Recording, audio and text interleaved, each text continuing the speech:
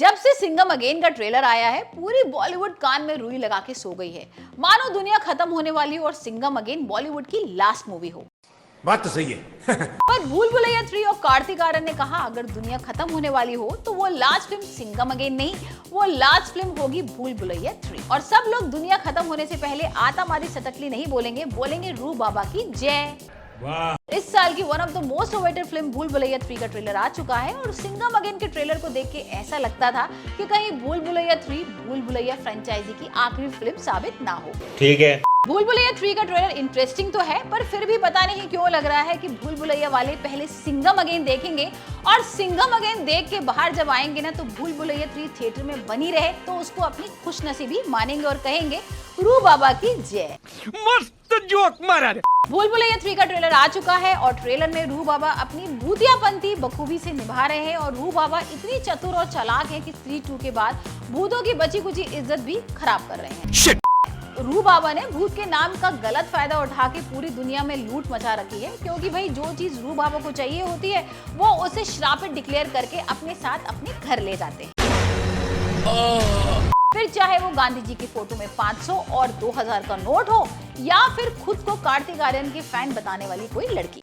Trailer में बताया जा रहा है कि मंजुलिका रक्त घाट के इतिहास का वो काला सच है जहां सिंहासन के लालच में सदियों बीत गई पर सिंहासन से जुड़े अतीत अब भी जिंदा है। मगर क्यों? क्योंकि मरता तो झूठ है पर सच हमेशा के लिए अमर होता है। वाह। और इस फिल्म के लिए स्पेशली ऑनलाइन सेल में मंगाई गई भूतनी विद्या बालन छत पर जाके चिल्ला रही है, शैतान राजा अम्मी मंजुलिका अम्मी तोड़ रोक तो खाबो, भूतों के सिंहासन की मैं हकदार हूँ क्योंकि राम से ब्रदर्स की मैंने भूतों वाली सारी मूवीज देखी है, वो भी अकेले रात में जाग के बिना हनुमान चालीसा पढ़े। इसलिए इस भूल भुलैया के भूतों की चेयर की मैं ही पहली और आखिरी उम्मीदवार हूँ। ठीक है, पर रू बाबा कहते हैं भूतनी जी थोड़ा अपने सीन्स को होल्ड करो और हमें भी कॉमेडी डायलॉग्स और पंच लाइन का मौका दो, क्योंकि ऑडियंस तो कॉकरोच देख के भी डर जाते हैं। डरने के लिए कोई थिएटर में थोड़ी आता है, वो तो असल में रू बाबा की कॉमेडी है जिसको देखने ऑडियंस थिएटर में आती है। इसलिए राजपाल यादव और विजय राज जैसे कॉमिक एक्टर से मेरी इंटरेक्शन होने दो और ऑडियंस को डरने से पहले हंसने दो। ओके।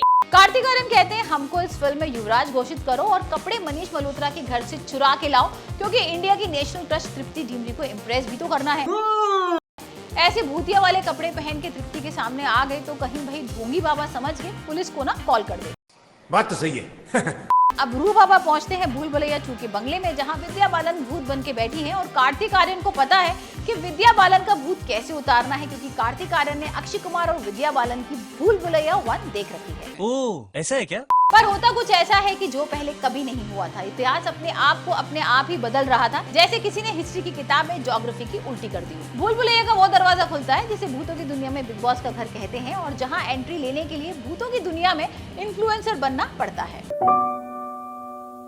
और इस दरवाजे के खुलते ही खुद विद्या बालन डरने लगती है, क्योंकि उस दरवाजे से निकल आती है भूतनियों की हेडमास्टर जिसने खुद श्री 2 और मंजुलिका से काला जादू सीखा है। और फिर होती है दो भूतों के बीच में जंग अपने मंजुलिका की पहचान को बनाए रखने के लिए, क्योंकि माधुरी दीक्षित क्लेम कर रही है असली मंजुलिका विद्या बालन नहीं, असली मंजुलिका माधुरी दीक्षित है। और फिर कार्तिक आर्यन कहते हैं कि कौन असली कौन नकली इससे मुझे कोई फर्क नहीं पड़ता, इस फिल्म का हीरो मैं हूँ और पूरी फिल्म के हिट और फ्लॉप होने का मेरे कंधों पर ही टिका हुआ है सब कुछ, क्योंकि ये फिल्म भूल भुलैया 3 सिंघम अगेन जैसे तबाही के साथ क्लैश होने जा रही है।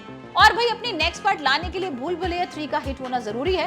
तुम दोनों तो खुद को भूत बोल के बचा लोगे, यहाँ अपना स्टारडम खतरे में है।